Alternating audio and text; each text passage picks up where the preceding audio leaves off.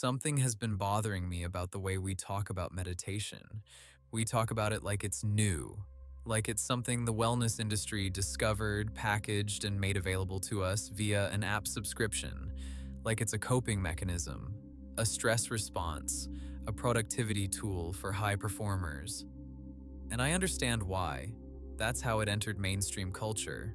That's how most of us first encountered it. But here's what that framing erases.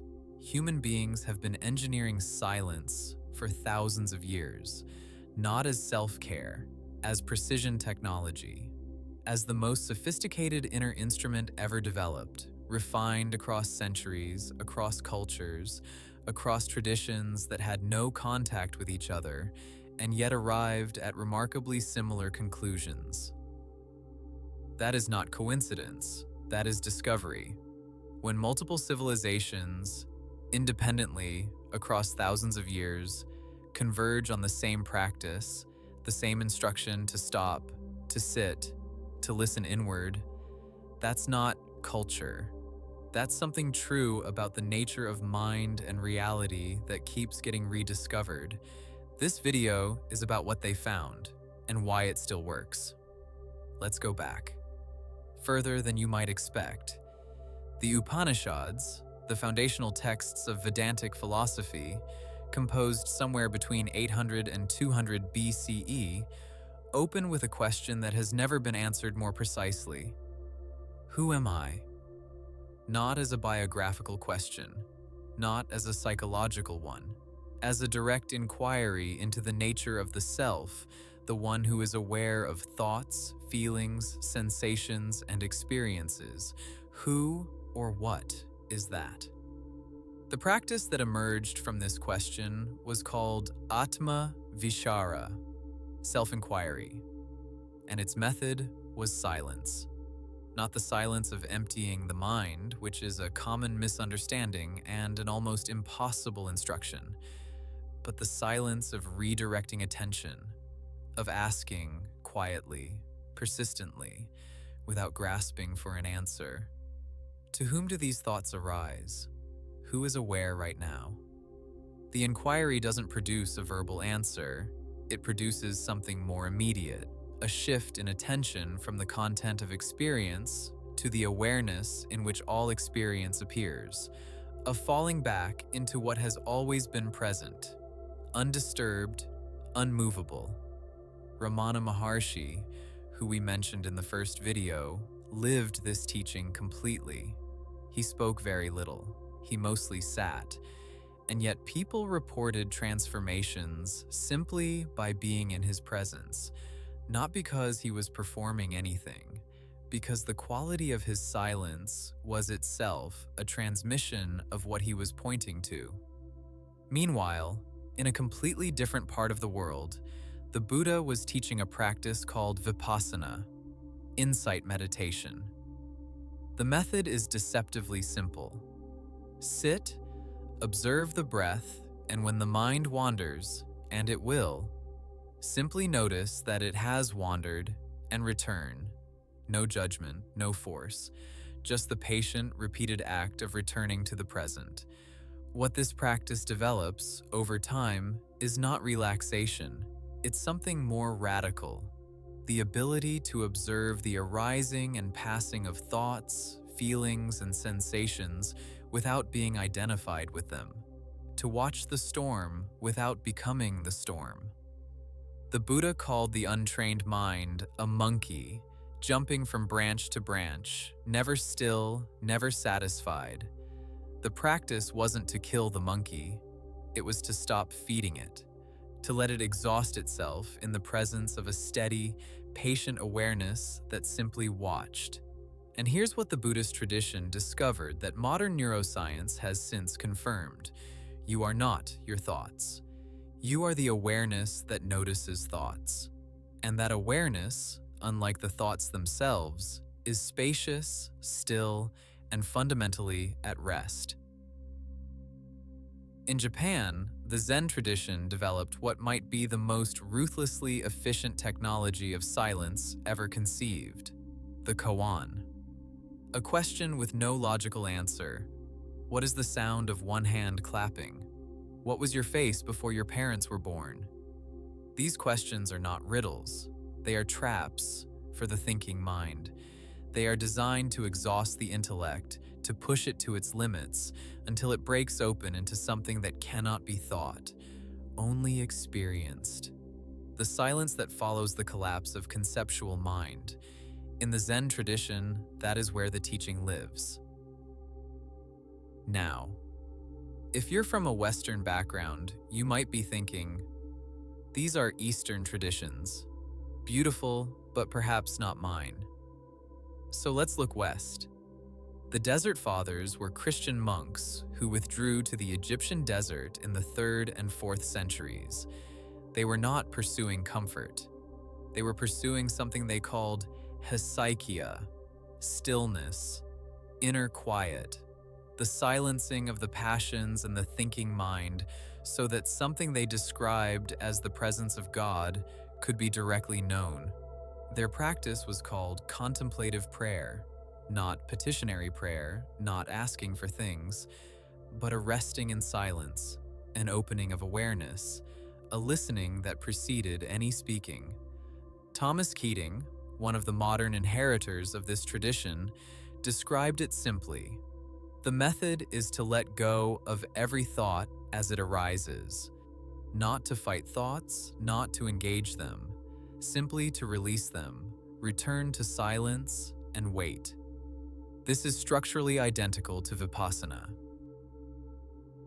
Developed independently, on the other side of the world, 1,000 years earlier.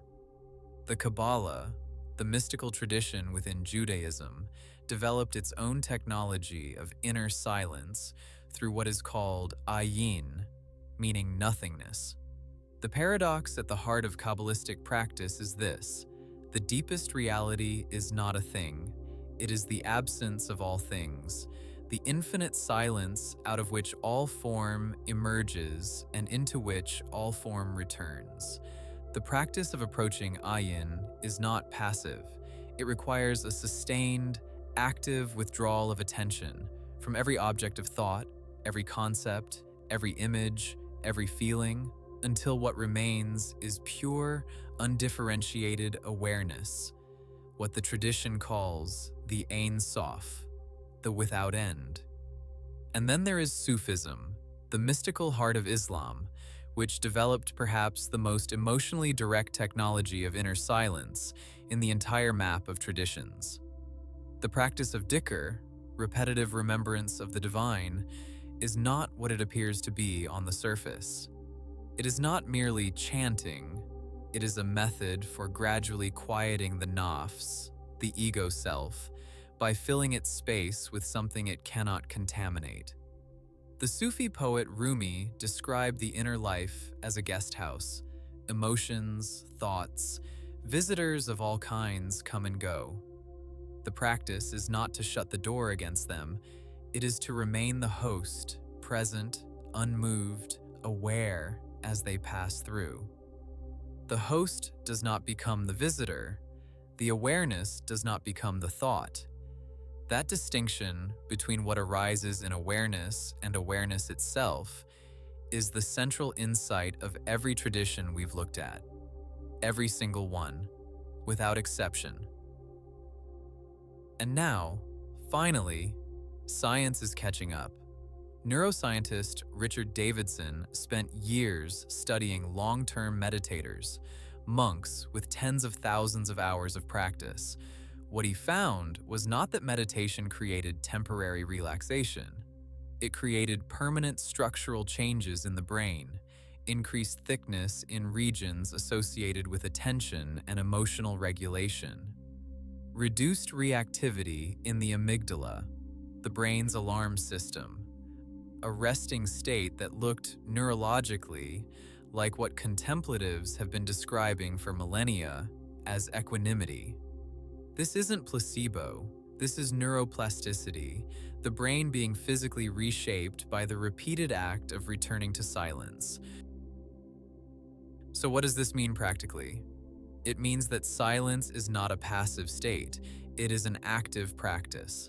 And like any technology, it can be used well or poorly, intentionally or accidentally. The traditions agree on the basics. You don't need to choose a tradition to begin. You need to understand the common principle underneath all of them. Sit, let the attention settle.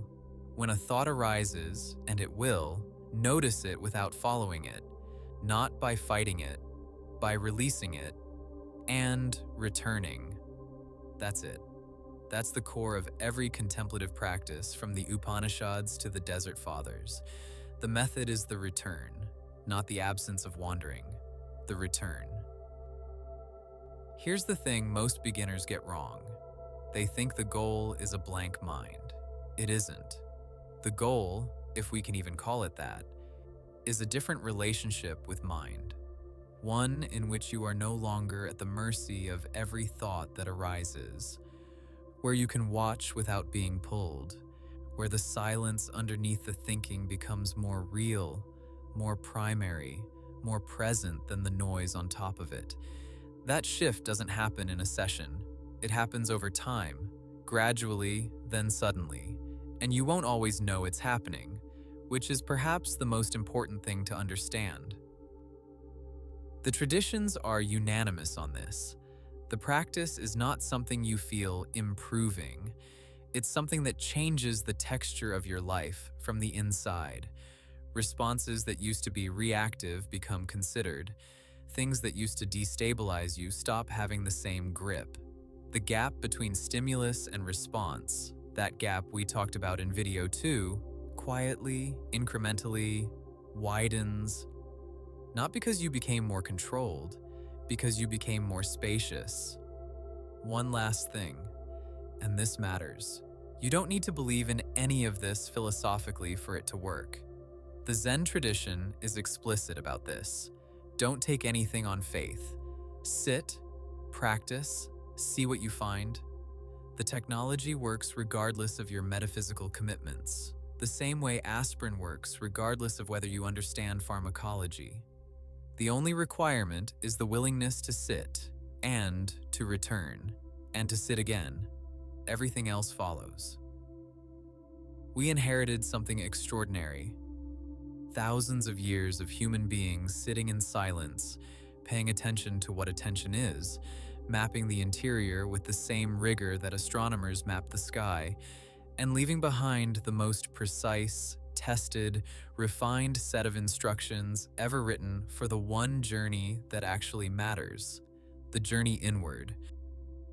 You don't have to call it spiritual, you don't have to call it anything, but what these traditions point to, independently, persistently, across every culture and every century, is not mythology, it's cartography. Maps of territory that is available to anyone willing to be still long enough to look. The technology exists. It has always existed. It has been waiting, the way silence waits, without urgency, without imposition, simply present, simply available. When you are, you already have everything you need to begin. You always did. As always, thanks for watching.